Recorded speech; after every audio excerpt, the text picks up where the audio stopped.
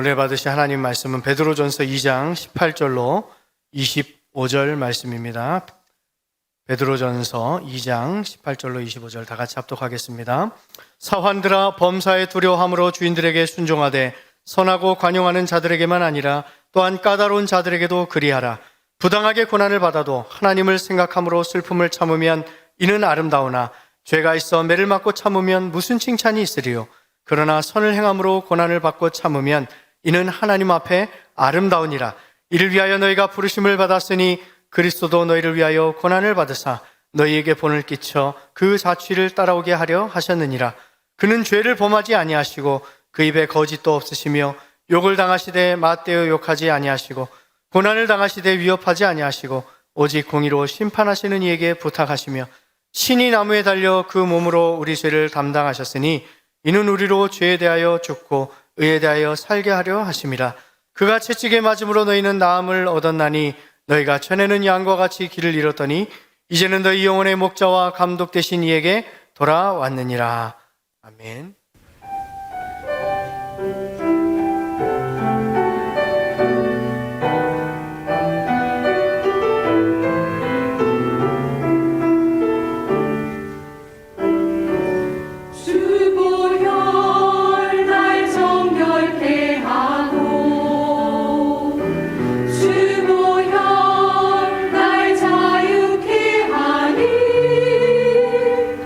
주 앞에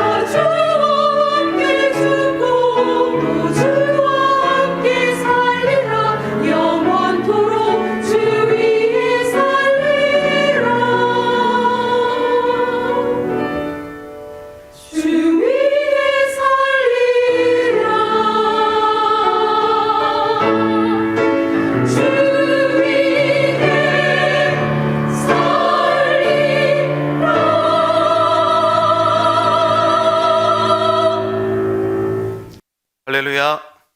우리 옆 사람과 이렇게 한번 인사할까요? 주님과 함께 죽고 주님과 함께 삽시다. 다시 한 번 더 인사할 때 주님의 고난이 당신을 향한 축복입니다. 우리 한 번만 더 인사할 때 주님의 고난이 당신을 향한 사랑입니다. 아멘. 오늘은 말씀을 두 사람을 먼저 소개하며 시작하고자 합니다. 한 사람은 기독교사에서 유명한 성 어거스틴이라는 사람인데요. 이분이 지은 하나님의 도성이라는 책이 있습니다. 그 책에 보면 이런 내용이 있습니다. 고통이란 동일한 것이다. 누구에게나 고통이란 있고 고통은 동일한 것이로되 고통을 당하는 사람은 동일하지 않다. 악한 사람은 고통 속에서 하나님을 비방하고 원망하고 모독하고, 선한 사람은 고난을 통해서 하나님을 찾고 하나님을 알고 궁극에서는 하나님을 찬양하게 된다. 여러분, 이 말을 통해 우리가 알 수 있는 것은 고통은 누구에게나 다 같은데 그 고통의 결과는 전혀 다른 두 가지 사람으로 뿐이 된다는 것입니다. 그래서 고통을 통한 고난의 의미가 달라진다는 말이죠. 그러므로 우리가 이 말을 통해 깨닫게 되는 중요한 사실은 무슨 고통을 당하느냐가 중요한 것이 아니라 어떤 자세로 고통을 당하느냐. 다시 한 번 더요. 무슨 고통을 우리가 당하느냐가 중요한 것이 아니라 어떤 자세로 그 고통을 당하느냐에 따라 그 결과가 달라지고, 그래서 그 고통을 통한 고난의 의미도 달라질 수 있다는 것입니다.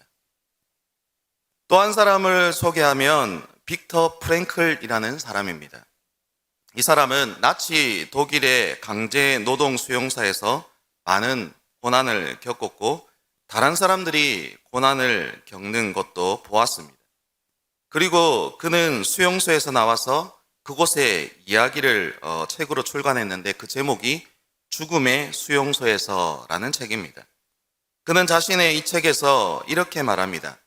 고난 속에서 포기한 사람에게는 그 고난이 저주이지만 고난 속에서도 그 의미를 발견한 사람에게는 고난은 놀라운 축복일 수 있다. 즉, 고난의 의미를 아는 자에게 고난은 저주가 아니라 뭐라는 것입니까? 축복이라는 것입니다. 할렐루야. 오늘 우리가 읽은 본문에도 고난에 대한 이야기를 하고 있는데 고난 당하지 않는 사람이 있다. 이렇게 하면 고난을 면할 수 있다. 고난을 피해야 한다라는 말을 하고 있지 않다는 겁니다.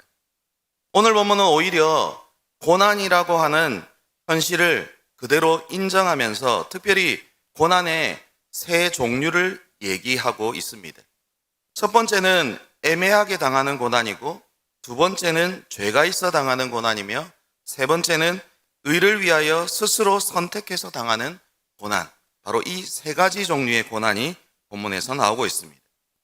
이 세 가지 고난은 누구에게나 다 있다는 것입니다. 즉, 우리가 인생을 살아가면서 고난을 피해갈 수가 없고 반드시 이 세 가지 중에 한 가지는 우리가 당할 수밖에 없다는 것이 우리가 직면하고 있는 현실이라는 말이죠. 그렇다면 이 현실 앞에서 우리가 해야 할 일은 이 세 가지 중에 한 가지를 선택해야 하는데, 여러분은 이 세 가지 중 어떤 쪽 고난을 선택하고 싶으십니까? 바로 이 선택에 우리 믿음의 신앙 고백이 있을 수 있습니다. 그것은 고난도 하나님께서 나에게 주시는 선물이다. 이렇게 믿고 우리 인생에 있을 수밖에 없는 고난을 피하려고 하거나 그것을 거부하거나 또 그것 때문에 절망하는 것이 아니라 오히려 기쁘게 고난을 선택하여 마주하며 그 고난을 믿음으로 이겨 나가는 것입니다. 여러분, 바로 여기에 하나님의 능력이 있고 하나님의 지혜가 있고 사랑이 있고 하나님의 은혜와 복이 있는 줄 믿으시기를 바랍니다. 생각해 보십시오. 하나님이 능력이 없어서 우리에게 고난이 있겠습니까? 하나님이 정말로 마음이 이상하셔서 믿는 자들에게, 하나님의 자녀들에게 일부러 고난을 주시겠느냐는 겁니다. 결코 그럴 수 없죠. 하나님은 전능하시기에 우리에게 전혀 고난이 없도록 하실 수도 있으신 분이십니다. 그러면 하나님께서 우리를 사랑하지 않고 버렸기 때문에 우리에게 고난이 있겠습니까? 아닙니다.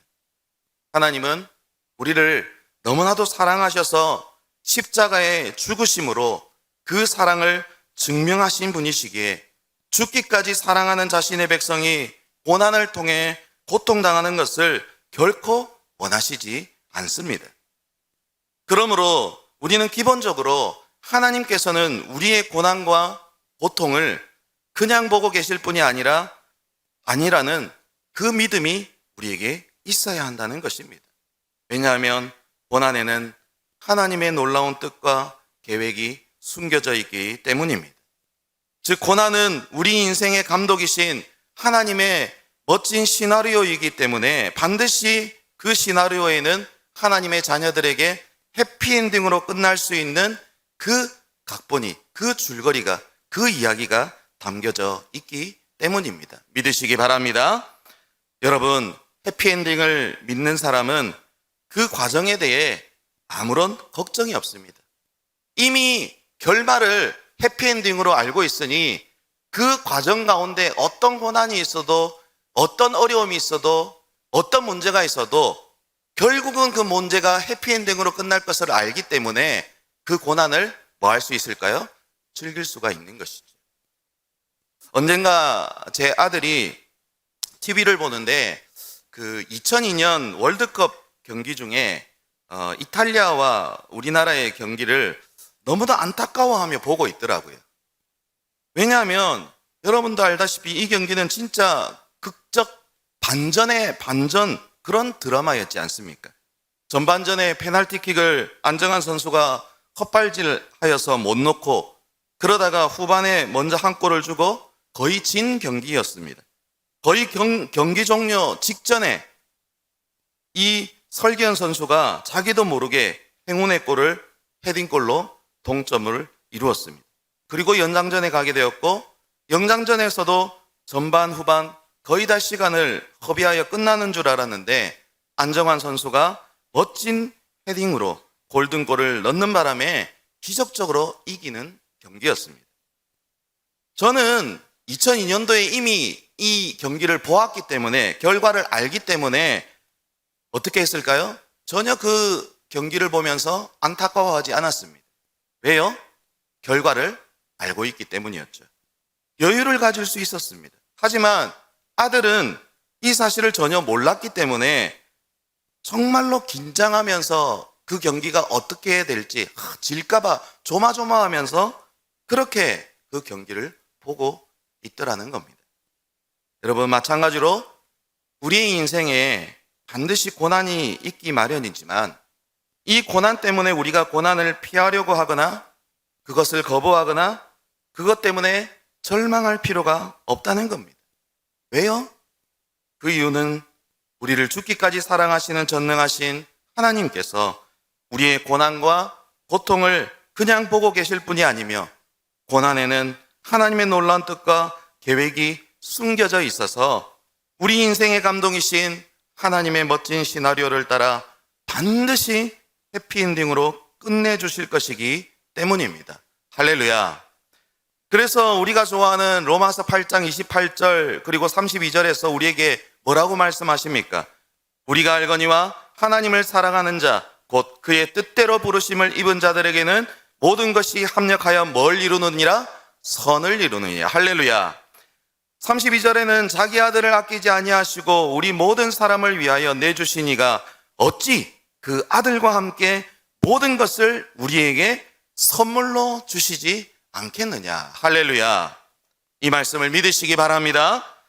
여러분, 고난도 하나님이 우리에게 주시는 선물이며 위장된 축복임을 믿으시기 바랍니다. 이 믿음을 가지고 오히려 기쁘게 고난을 선택하여 마주하며 어떤 고난이라도 그 고난을 믿음으로 이겨나갈 수 있기를 주님의 이름으로 축복합니다. 자, 이제 앞에서 얘기했던 고난의 세 종류에 대해 조금 더 자세히 살펴보겠습니다.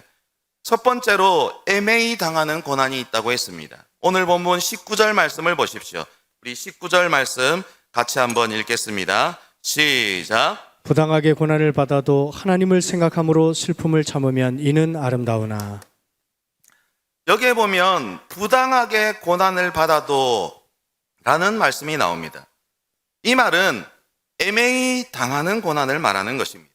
즉, 이 애매히 당하는 고난은 나에겐 잘못이 없습니다. 나의 실수도 아닙니다. 다른 사람의 실수로 인해서 내가 당하는 고난입니다. 예를 들어 옆집 사람이 불조심하지 않아서 불이 붙으니까 그 집이 불 붙어서 우리 집까지 타버린 그런 고난이라는 것입니다. 여러분, 나에게 무슨 잘못이 있습니까? 아무런 잘못이 없잖아요. 옆집 사람 때문에 뜻도 모르고 영문도 모르고 아무 이유도 없는 정말로 허무맹랑한 고난을 당한 것입니다. 즉, 애매하게 고난을 당해서 왜 당하는지, 어째서 당하는지, 결과가 어디에 있는지 아무것도 모릅니다. 그냥 당할 따름입니다. 보통 사람들 같으면 이러한 고난을 당할 때 어떻겠습니까? 대부분 망연자실할 수밖에 없을 것입니다. 그러나 여러분, 믿음의 사람은 생각합니다. 이것도 하나님께는 뜻이 있다. 하나님께는 지혜가 있다. 하나님께는 사랑이 있다. 라고 생각할 수 있다는 것이죠. 이렇게 생각하며 믿음으로 주님을 바라보면서 절망을 넘어 소망을 가질 수 있다는 겁니다. 그래서 오늘 보면 19절에서 애매히 고난을 당할 때 하나님을 생각하고 슬픔을 참으면 아름다우니라 라고 그렇게 말씀하고 있는 것입니다. 할렐루야. 특별히 여기서 아름답다라는 말은 원문에 보니까 카리스라는 단어를 쓰고 있는데 이것은 우리가 잘 알듯이 은혜롭다라는 말입니다. 그러니까 19절 말씀을 조금 더 깊이 묵상하며 해석해 보면 이렇게 말할 수 있는 것이죠. 누가 나를 괴롭히는가 라고 생각하지 말고 누가 나에게 돌을 던지는가 보지도 말고 왜 이런 일이 있느냐 더 이상 묻지도 말고 하나님을 생각하고 하나님의 큰 능력, 큰 은혜를 생각하면서 참으라. 그러면 결국 그 고난이 변하여서 은혜가 될 것이다 라는 것입니다. 믿으시기를 바랍니다. 두 번째로 죄악이 있어서 당하는 고난입니다. 20절 전반부를 보시면 이렇게 말씀하고 있습니다. 죄가 있어 매를 맞고 참으면 무슨 칭찬이 있으리요. 여러분, 흔히들 인생은 추수라고 말합니다. 즉 심은 대로 거두는 인생이라는 것이죠. 그래서 우리는 오늘도 심고 또 한편으로는 거둡니다. 어제 심고 오늘 거두고 오늘 심고 내일 거두게 되어 있습니다. 남의 눈에 눈물을 흘리게 하면 우리 눈에도 반드시 피눈물이 날 것입니다. 남을 아무리 근사하고 완벽하게 속였다 할지라도 반드시 우리도 동일하게 속을 때가 올 것입니다.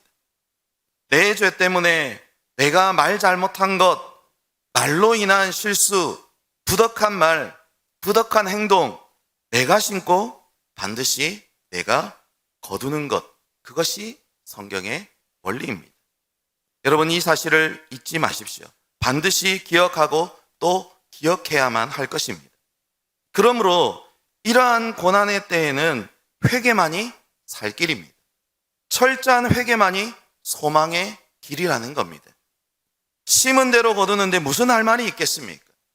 내 죄 때문에 고난당하는데 우리가 무슨 말이 필요하겠습니까? 회개 외에는 다른 말이 필요 없습니다. 그러나 이렇게 철저한 회개를 하기만 한다면 아무리 죄로 인한 고난이라 할지라도 새로운 삶의 전환점을 찾을 수가 있습니다. 그러므로 죄로 인한 고난의 때에는 회개의 길을 찾는 것만이 옳은 자세요, 살 길이요 소망임을 꼭 기억하고 믿으시기를 바랍니다. 세 번째로 의를 위하여 선을 행함으로 당하는 고난입니다. 20절 후반부를 보십시오. 선을 행함으로 고난을 받고 참으면 이는 하나님 앞에 아름다우니라. 여기에서 고난을 받고 라는 말이 있는데 이것은 자발적인 것입니다. 선택적이라는 것이죠. 우리 주님이 십자가에서 받으신 고난이 바로 이 고난이라 할 수 있습니다. 자발적으로, 선택적으로 우리를 너무나도 사랑하셔서 우리의 죄를 위해서, 우리의 구원을 위해서, 우리의 행복을 위해서 십자가의 고난을 당하신 것입니다. 다시 말해서 예수님의 고난은 죄가 있어서 당했던 것이 아니라 우리를 사랑하시기 때문에 하나님의 뜻을 위하여서 그 뜻을 이루어드리기 위하여서 일부러 당하셨던 고난이었다는 것입니다. 할렐루야. 우스운 이야기가 있습니다. 소크라테스가 억울하게 죽었습니다. 그래서 그가 남겼던 아주 유명한 말이 있죠. 악법도 법이다. 소크라테스는 악법에 의해 억울하게 처형이 되는데 처형장에 나갈 때에 그의 제자들이 따라가면서 억울합니다, 분합니다, 무슨 죄가 있어서 선생님이 이렇게 죽으십니까? 그렇게 말하니까 소크라테스가 돌아서서 빙그레 웃으며 한 말이 이렇게 말했다고 합니다. 이놈들아, 그럼 내가 죄가 있어서 죽어야 하겠느냐? 여러분, 어차피 우리 모두는 고난을 당합니다. 그래서 대부분 우리가 억울하다고 하지만 사실 억울한 고난을 당해야 사람다운 사람이지 죄가 있어서 당해서야 되겠습니다. 이런 관점에서 고난에 대해 억울하다는 것은 괜찮은 것입니다. 그러므로 우리는 선택적 고난의 길을 가야 합니다. 주님이 가셨던 그 고난의 길, 바로 그 고난의 길을 우리도 가야 하는 줄 믿습니다. 오늘 본문 21절에서 24절 말씀은 이렇게 말씀합니다. 우리 같이 21절에서 24절 같이 한번 읽겠습니다. 시작. 이를 위하여 너희가 부르심을 받았으니 그리스도도 너희를 위하여 고난을 받으사 너희에게 본을 끼쳐 그 자취를 따라오게 하려 하셨느니라. 그는 죄를 범하지 아니하시고 그 입에 거짓도 없으시며 욕을 당하시되 맞대어 욕하지 아니하시고 고난을 당하시되 위협하지 아니하시고 오직 공의로 심판하시는 이에게 부탁하시며 친히 나무에 달려 그 몸으로 우리 죄를 담당하셨으니 이는 우리로 죄에 대하여 죽고 의에 대하여 살게 하려 하심이라. 그가 채찍에 맞음으로 너희는 나음을 입었나니. 할렐루야. 예수님께서 선택적 고난의 길을 가심으로 우리에게 본을 끼쳐 우리로 하여금 동일하게 주님 가셨던 그 선택적 고난의 길을 따라오게 하셨다라고 말씀하십니다. 그리고 예수님의 고난 당하는 모습을 보십시오. 죄 없이 당하였고 거짓이 없었습니다. 그리고 아무 변명이 없었습니다. 또한 대신 욕하지 않았습니다. 욕을 당하되 대신 욕하지도 않고 위협하지 않았습니다. 이 말이 무슨 뜻입니까? 저는 이렇게 생각할 때가 있습니다. 십자가에서 만약에 예수님께서 두 가지 말씀을 이렇게 하셨다고 생각하면 어떻게 되겠습니까? 아이고, 내 팔자야. 내가 왜 이렇게 십자가에 죽어야 하나? 여러분이 이렇게 말씀하셨다면 어떻게 되겠습니까? 또 하나, 이놈들 두고 보자. 나를 이 십자가에 못 박아?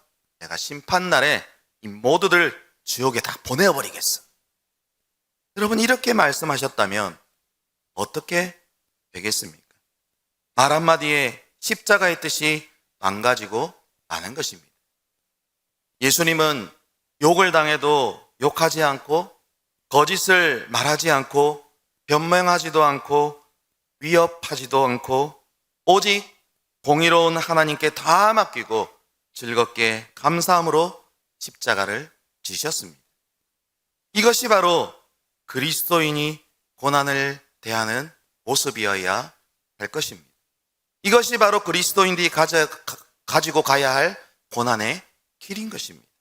이런 고난의 길을 저와 여러분 모두가 갈 수 있기를, 그런 믿음이 있기를 주님의 이름으로 축복합니다. 여러분, 예수님을 믿는 그리스도인은 고난의 의미를 압니다. 그리고 고난의 결과도 압니다. 고난의 필요도 압니다. 그 속에 있는 하나님의 능력과 사랑도 압니다. 그래서 고난 속에서 새롭게 하나님의 사랑을 확인하면서 하나님의 영광을 찬양하고 점점 그 믿음이 성숙해 가는 것입니다. 여러분, 우리 각자에게 있는 고난을, 또한 앞으로 닥칠 고난을 어떤 의미로 바꾸시겠습니까? 어떻게 고난을 극복하시겠습니까? 오늘 말씀을 통해 깨달은 대로 고난을 피하려 하지 말고, 고난에 절망하지 말고, 담대히 위장된 축복인 고난을 믿음으로 선택하여 이기시기를 바랍니다. 그래서 고난 가운데 숨어있는 하나님의 그 놀라운 사랑과 축복을 누릴 수 있는 저와 여러분 되시기를 바랍니다. 그러기 위해서는 우리를 위해 본을 보이신 예수님을 바라보아야 할 것입니다. 예수님이 십자가에서 어떤 고난을 당하셨고, 어떻게 그 고난을 당하셨는지, 어떻게 그 고난을 대하셨는지를 우리가 바라보아야 할 것입니다. 우리를 위해 십자가의 고난을 선택하시고 우리를 죽기까지 사랑하신 예수님을 믿어야만 할 것입니다. 저와 여러분 모두가 이 예수님을 확실히 믿을 수 있기를 바랍니다. 그래야 고난의 삶의 연속에서도 기뻐하며 감사할 수 있는 믿음의 사람들이 다 되시기를 주님의 이름으로 축복합니다.